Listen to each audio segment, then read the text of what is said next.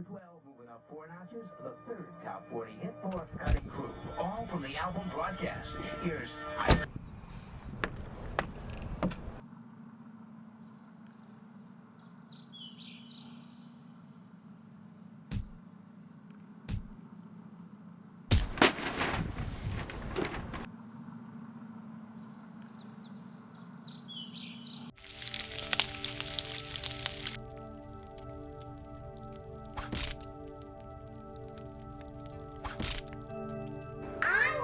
chocolate chip.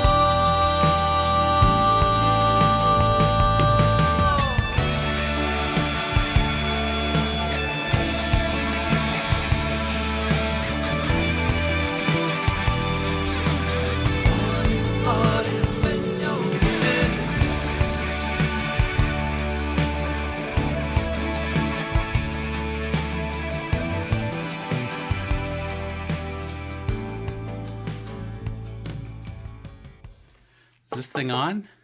Thanks for watching. Welcome to my secret project, finally. It's an idea that I came up with 2 or 3 years ago. It was a pretty rough decade, and I realized I needed to blow off some steam once a month, and I needed to sort of make music fun again. So I came up with this idea, and it's called Sunday Jam. And basically, one Sunday a month, I go into my little recording studio, like 10 in the morning, and spend the next 5 hours recording myself playing and singing one of my favorite songs from the 1980s. The idea being that I'll record everything on Sunday and then mix the audio on Monday for a couple of hours, and then spend a couple hours on Tuesday editing the video, and then that following Sunday, hopefully you'll be watching it on Facebook. Why the 1980s?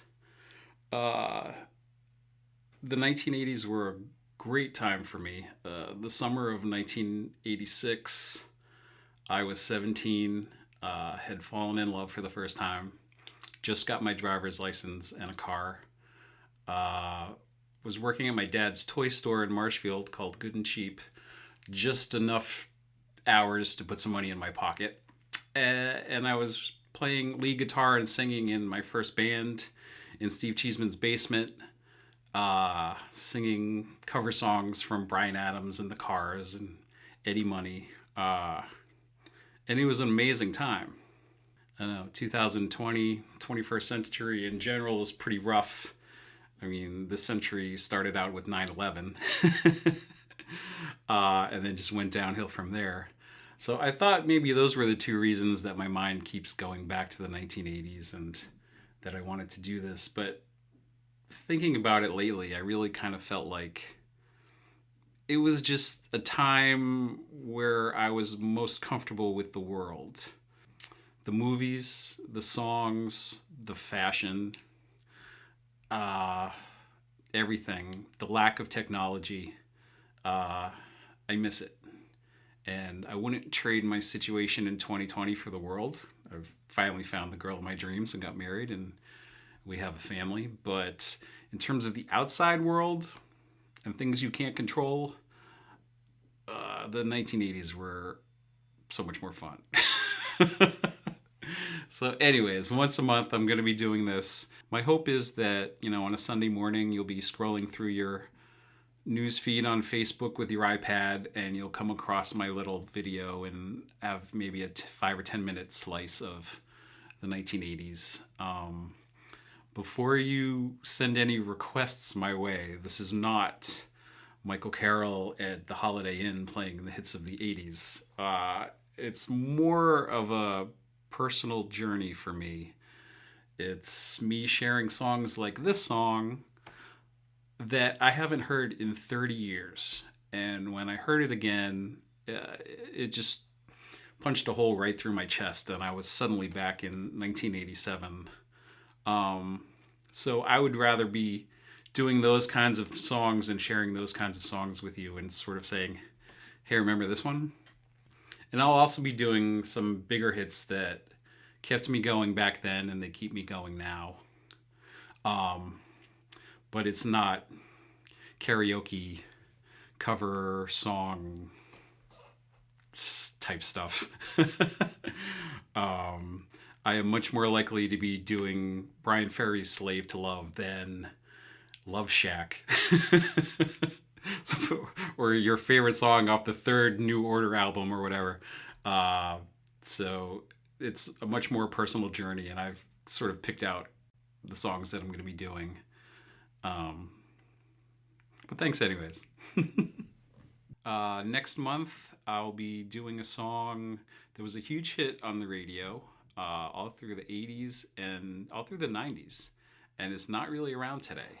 And when I hear it, it takes me right back. So that's my next song for the secret project. So tune in for that. A week from tomorrow, look out for my new Instagram project that I'm starting, which is sort of like this one, but there's no rules. There's no decade. It's just whatever I'm in the mood for on that day. So check that out if you can. And thank you for watching. the 9 people that follow me on Facebook, this is for you. I'll see you next month. Bye.